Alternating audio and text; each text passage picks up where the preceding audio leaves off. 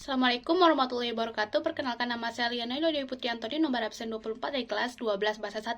Pada hari ini saya akan menjelaskan materi tentang yaitu iman kepada hari kiamat. Yaitu terdapat 3 sub yang akan saya jelaskan, mulai dari pengertian iman kepada hari kiamat, yang kedua macam-macam hari kiamat, dan tanda-tanda datangnya hari kiamat. Dimulai pada sub yang pertama, yaitu pengertian kepada hari kiamat. Nah, lafaz kiamat dalam bahasa Indonesia merupakan bahasa serapan dari Arab, yaitu al-qiyamah yang artinya kebangkitan.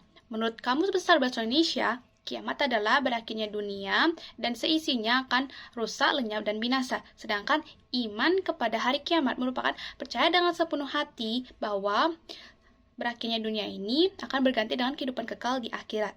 Nah, yang perihal menjadi iman atau perihal yang harus kita ketahui iman kepada hari kiamat, yaitu mulai dari hari kebangkitan, perkumpulan, terus hisab, sirat atau jalan titian, lanjut mizan atau pertimbangan, surga dan neraka. Tujuan adanya iman kepada hari kiamat yaitu mengingatkan kepada kita untuk memperbanyak berbuat kebaikan supaya menjadi bekal di akhirat nanti. Nah, penggambaran hari kiamat bisa kita ketahui melalui Quran surah Al-Qari'ah surah ke-101 halaman 1-9 dan hadis riwayat Muslim. Di sana sudah dijelaskan bagaimana gambaran dari kiamat dan tidak ada yang bisa lolos dari kiamat. Lanjut pada sub yang kedua, yaitu macam-macam kiamat.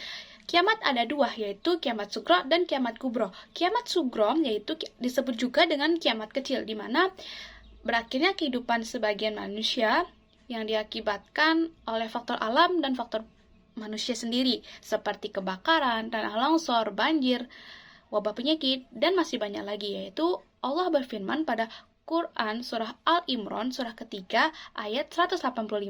Selanjutnya yaitu kiamat kubro. Kiamat kubro disebut juga kiamat besar, di mana berakhirnya seluruh alam dan makhluk hidup yang nantinya akan hidup kekal di akhirat.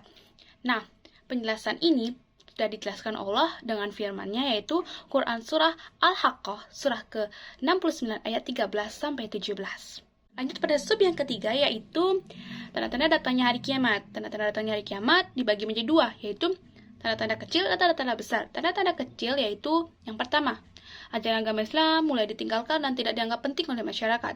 Yang kedua, perzinahan sudah dianggap lumrah di kalangan masyarakat. Yang ketiga, minuman keras sudah tidak dianggap haram lagi di kalangan masyarakat. Yang keempat, fitnah banyak di kalangan umat muslim.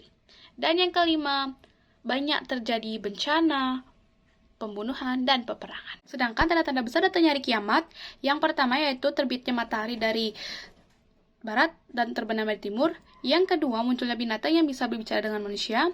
Yang ketiga, munculnya Al-Mahdi yang merupakan keturunan Rasulullah SAW dan memiliki akhlak dan budi pekerti sesuai dengan atau serupa dengan Rasulullah SAW. Yang keempat, munculnya Dajjal dengan bermata satu dan buta dan mengaku dia sebagai Tuhan. Yang kelima, yaitu lenyap dan hilangnya Al-Quran yang berupa mushaf dan hafalan dalam hati. Yang keenam, turunnya Nabi Isa ke bumi atau ke dunia. Beliau turun di mana saat terjadinya pengaruh Dajjal yang sangat besar. Yang ketujuh yaitu terbelahnya bulan, yaitu Allah berfirman dalam surah Al-Qamar surah ke-54 ayat 1. Yang ketujuh yaitu meningkatnya kejahatan sehingga terjadinya pembunuhan. Dan yang terakhir yang kedelapan adalah munculnya Ma'juj dan Ya'juj yang merupakan umat perusak dan penghancur. Sekian, terima kasih. Wassalamualaikum warahmatullahi wabarakatuh.